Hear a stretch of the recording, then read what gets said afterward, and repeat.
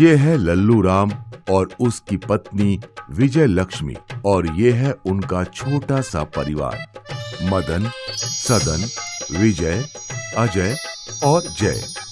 इन पांचों भाइयों में से मदन सबसे बड़ा था और समझदार भी, और बाकी के सब छोटे बच्चों की तरह एक दूसरे से लड़ते रहते थे।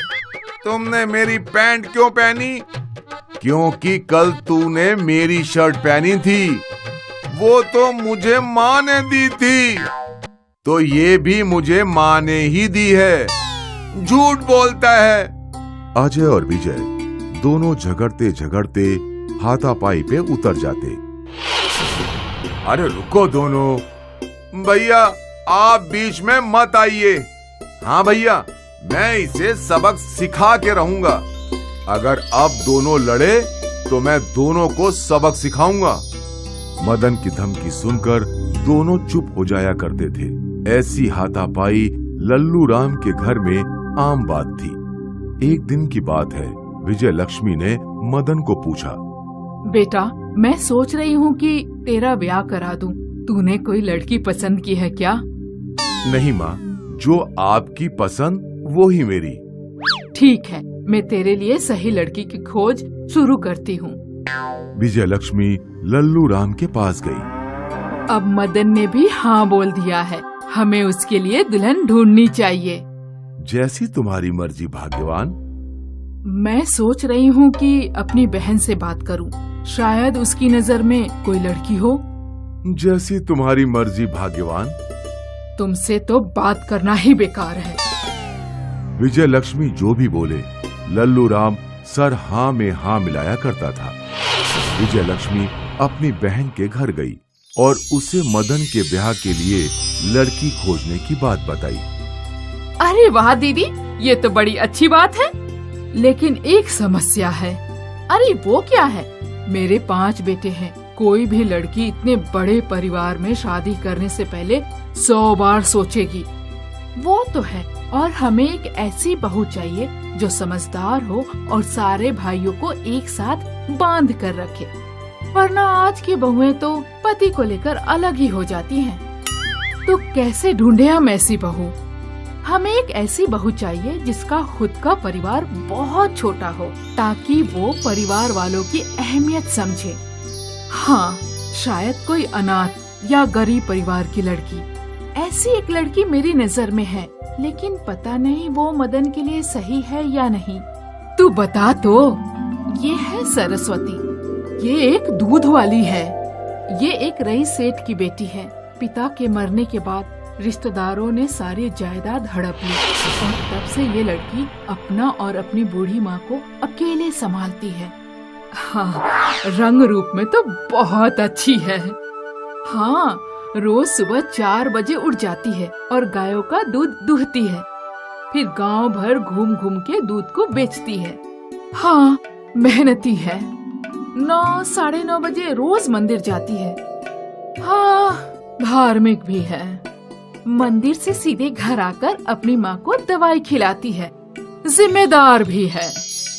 दोपहर के वक्त बुनाई का काम करती है और दीदी इसकी बुनाई अप्रतिम है। प्रतिभाशाली भी है और शाम के समय छोटे बच्चों को ट्यूशन भी पढ़ाती है। पढ़ी लिखी भी है। फिर शाम के समय अक्सर बूढ़ी माँ की मदद भी करती है। वो बूढ़ी अम्मा इसकी कौन है? कोई नहीं है, बस गांव वाली है। दूसरों की मदद भी करती है। सरस्वती ने 2 आवारा कुत्तों को भी पाला है। वैसे तो उनकी आर्थिक परिस्थिति ठीक नहीं है, लेकिन वो इन कुत्तों को हमेशा खिलाती पिलाती रहती है। जानवरों से भी प्रेम है। अपनी महीने भर की कमाई का 10वां भाग गरीबों में दान करती है।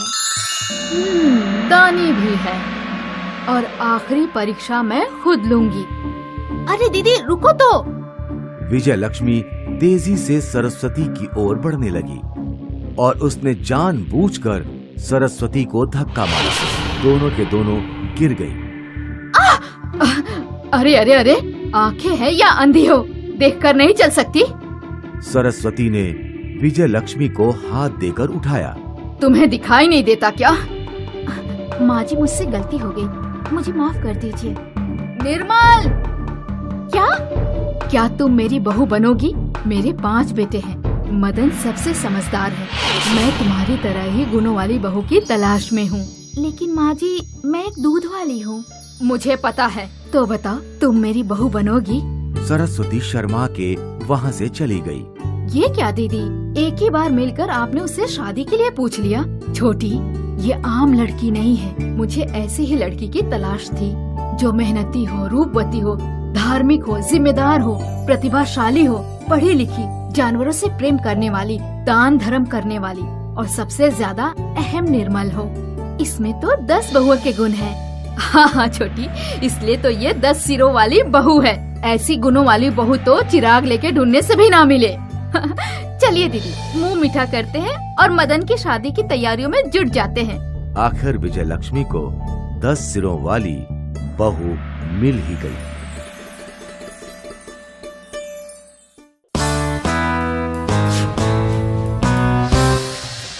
लक्ष्मणगढ़ गांव में पानी की बहुत कमी थी। लोग पानी भरने दूर एक कुएं पर जाया करते थे। लोग बड़ी मेहनत से 1-2 घड़े पानी भरते थे। उसी गांव में कपिला नाम की एक आलसी औरत रहती थी। वो अक्सर काम ना करने के बहाने ढूंढती रहती। उसके परिवार वाले भी उसकी इस आदत से दुखी थे। एक शाम उसका पति काम करके घर लौटा। कपिला, तुम आज पानी नहीं लेकर आई। घर में एक बूंद पानी नहीं है। कुएं पर बहुत भीड़ रहती है। मैं इतनी देर धूप में नहीं खड़ी रह सकती। कपिला ने कड़ी धूप और भीड़ में पानी भरने से बचने का एक उपाय निकाला। उसने दिन की जगह शाम को कुएं पर जाने का फैसला किया। अगले दिन गांव की औरतें सुबह पानी भरने गईं। तो गीता ने कपिला से भी साथ चलने के लिए कहा, लेकिन आलसी कपिला ने मना कर दिया। कपिला, सब औरतें पानी भरने गई हैं। तुम भी पानी भर लाओ। घर में बिल्कुल पानी नहीं है। इन सबको जाने दो भीड़ में। इतनी देर की मेहनत में भी सिर्फ 1 मटका पानी मिलेगा। मैं तो शाम को ही जाऊंगी, जब वहाँ कोई नहीं होगा। शाम को कपिला मटका लेकर कुएं पर जाती है।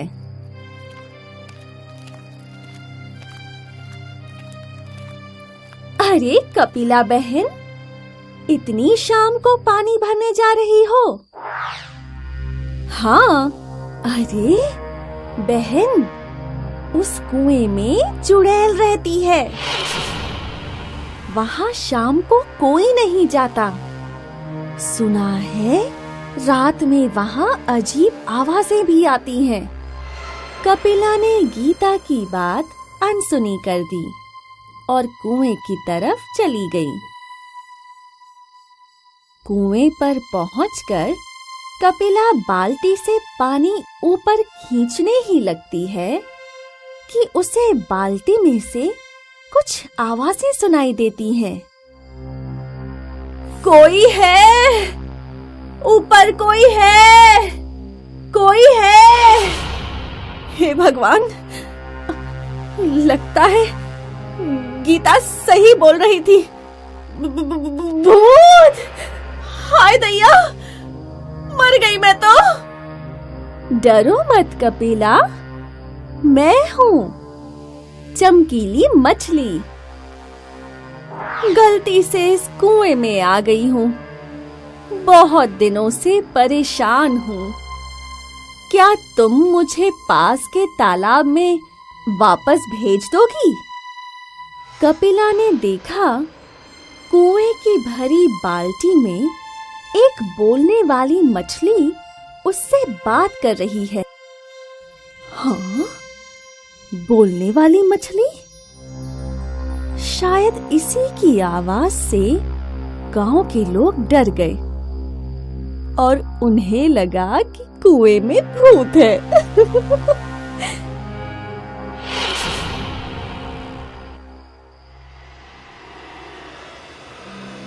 मैं तुम्हें तालाब में वापस भेज दूं, लेकिन इसमें मेरा क्या फायदा?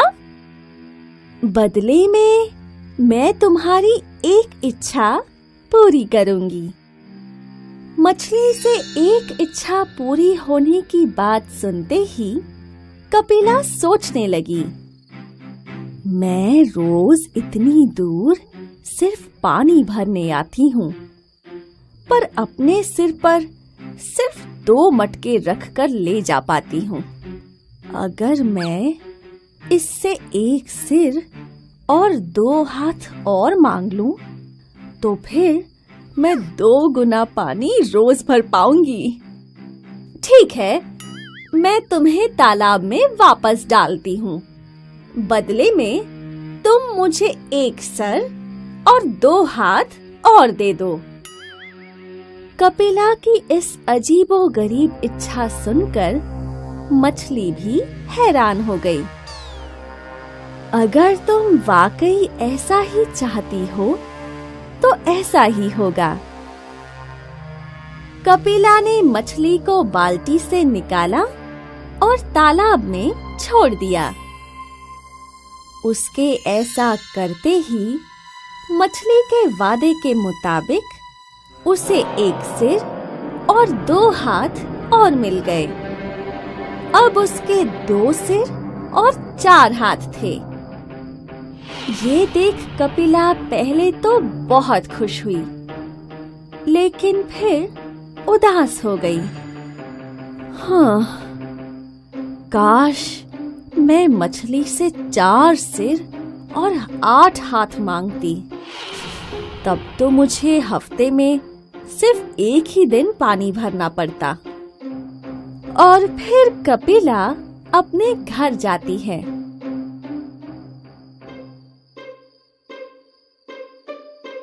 रास्ते में लोग उसके 2 मुंह और 4 हाथ देखकर डर जाते हैं।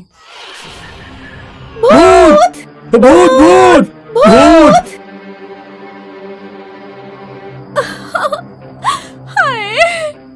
मैंने कपिला को मना किया था, शाम को कुएं पर मत जाना। डरे हुए गांव के लोग अपने अपने घरों से लाठियां ले आए और कपिला को मारने लगे। अरे कोई बचाओ! मैं भूत नहीं हूँ। उस कुएं में भी भूत नहीं है, मैं कपिला ही हूँ। कपिला ने कुएं की बोलने वाली मछली की और उसके वरदान की बात सबको समझाने की कोशिश की, लेकिन किसी ने उसका भरोसा नहीं किया। उल्टा उसे ही भूत मानकर उससे दूर भाग गए। कपिला ने आलस और मक्कारी के कारण अपना ही तमाशा बना लिया। इस कहानी से हमें ये सीख मिलती है कि आलसी लोग जीवन में कभी आगे नहीं बढ़ सकते, क्योंकि वो हमेशा काम को ना करने का बहाना ढूंढते रहते हैं। हमें कभी भी मेहनत करने से नहीं बचना चाहिए। हाय, मैं हूँ शाइनी। अगर आप मुझे ऐसे ही देखना चाहते हैं तो इस वीडियो को जरूर शेयर करें और हाँ, इस चैनल को भी सब्सक्राइब करना ना भूलें।